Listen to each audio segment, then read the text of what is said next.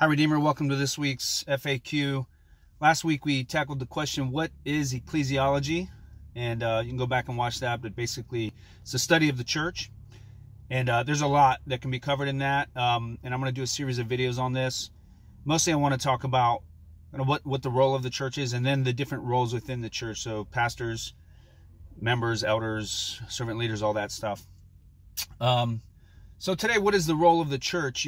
How do you know when you have a church? So, kind of to use an old cliche, people who have gotten sick of the organized church, and it's a couple of Christians sitting on a porch, talking about God. Is that a church? And the answer is no. Those two Christians sitting on the porch, well, they may be. It depends. Not necessarily just because they're Christians and are gathered. There's some necessary elements that mark the church, and number one is, I would say, the presence of a defined leadership. So everywhere you look in the New Testament and you find churches, you find that there are elders, there are pastors, and there are deacons, and there are members that are agreed to be in relationship with one another.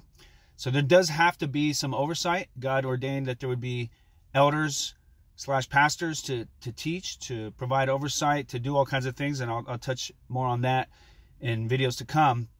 But so I guess hypothetically, if these two guys are sitting on a porch, and one of them's the elder, and the other one's the member, they are the seed of a church, and that will grow and have more plurality of eldership, and other roles could grow from that.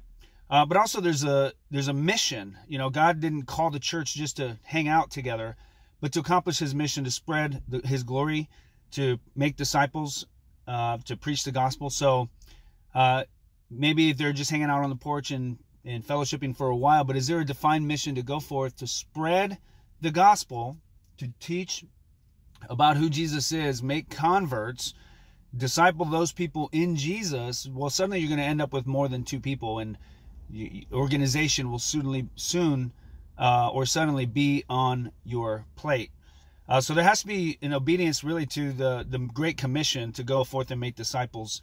Some other basic tenets of the presence of the church would be what the Bible describes as what we do when we gather. We preach the word, we read scripture, we observe the ordinances, baptism, communion. Now I'm speaking from a Baptistic perspective. Others may take away or add more of those things. So it's kind of these basic elements. So agreement to be together on mission, some presence of some leadership structure, and practice of the ordinances, preaching of the gospel, prayer, fellowship, and that kind of thing. So I'm over time. More to come. Thanks. See ya.